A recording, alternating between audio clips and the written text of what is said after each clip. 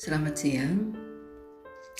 Thank you untuk Erik dan Evrin yang sudah mengingatkan kalau hari ini saya harus berbagi. Siang hari ini saya akan membaca dan membagikan di dalam kitab Ibrani 11 ayat 8 sampai 10.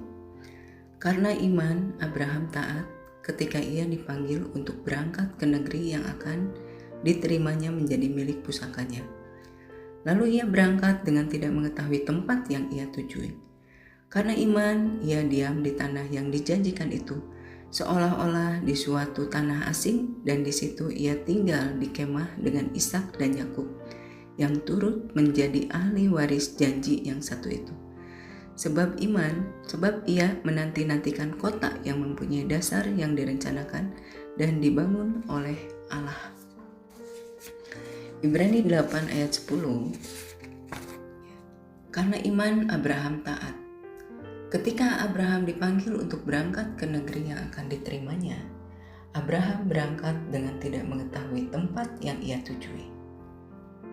Apakah mudah untuk menjadi taat? Terutama jika Tuhan meminta kita melakukan sesuatu yang tidak kita pahami, sesuatu yang tidak kita inginkan dan harapkan, sesuatu yang merebut kenyamanan kita. Yang meminta mungkin bukan Tuhan.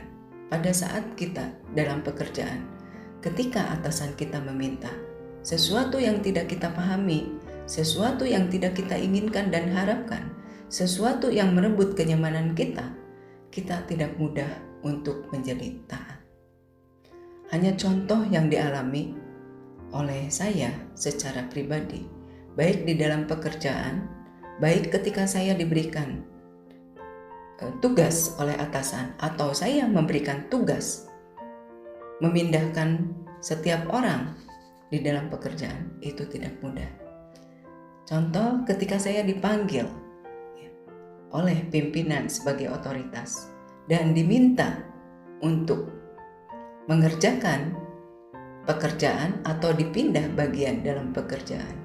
Biasanya ketika kita akan ditanya oleh atasan, kita akan langsung kaget dan pertanyaan-pertanyaan itu akan muncul di dalam pikiran kita.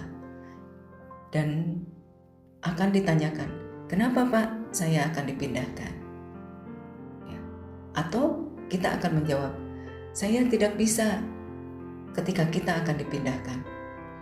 Atau kasih saya waktu dulu Pak untuk berpikir. Jarang sekali ketika siapapun diminta pindah di dalam pekerjaan kita akan menjawab secara langsung dan akan berkata, siapa? Dan saya langsung akan menjawab, oke. Ketika saya berpikir merenungkan firman ini, apakah Abraham bilang, kasih waktu saya Tuhan? Rasanya tidak. Karena tidak ada di dalam firman Tuhan itu tertulis. Dan saya percaya ketika saya membaca hubungan Abraham, relasi Abraham dengan Tuhan, itu sudah terbentuk dengan kuat, dengan baik. Dalam firman Tuhan dikatakan, Abraham menjadi bapa bagi semua orang beriman. Di dalam ayat 8, karena iman, Abraham taat. Abraham memiliki iman yang bukan asal-asalan. Abraham memiliki kualitas iman yang cukup kuat. Bukan iman yang ragu-ragu, bukan iman yang ikut-ikutan, bukan iman yang kalau orang lain mau, saya mau. Bukan. Abraham taat ketika dia pergi ke tempat yang tidak diketahui, tempat yang ia tuju. Contoh lagi, ketika kita disuruh pergi oleh siapapun ke tempat yang kita tahu, tempat yang cukup baik, tempat yang cukup menyenangkan untuk kita, tempat yang cukup kita sukai, pasti kita semua mau dan langsung siap, saya akan pergi. Tetapi Abraham sebaliknya, dia tidak tahu. Yang saya pelajari dari firman Tuhan ini adalah Abraham, dalam iman Abraham itu adalah iman itu berangkat tidak basa-basi, tidak ada kata-kata basa-basi yang membuat kita menjadi ragu-ragu. Iman itu melangkah, action. Iman itu perlu keberanian. Abraham taat karena memiliki relasi. Abraham kenal siapa Tuhan. Abraham kenal Tuhan yang dia percayai. Siapa yang berfirman, pasti Abraham sangat kenal secara pribadi karena memiliki hubungan yang baik. Saya cuma belajar hal kecil dalam kehidupan saya.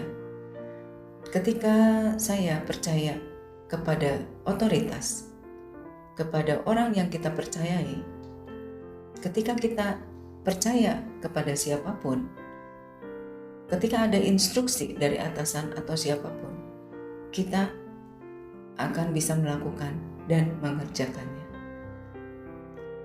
Tentunya harus sesuai dengan firman Tuhan, benar dan tidak melanggar. Bukan hal yang negatif, tetapi hal yang positif. Dan kita harus percaya ketika instruksi dari atasan, ketika kita memiliki hubungan, kita harus mempercayai bahwa apapun instruksi itu yang positif, kita akan melakukan.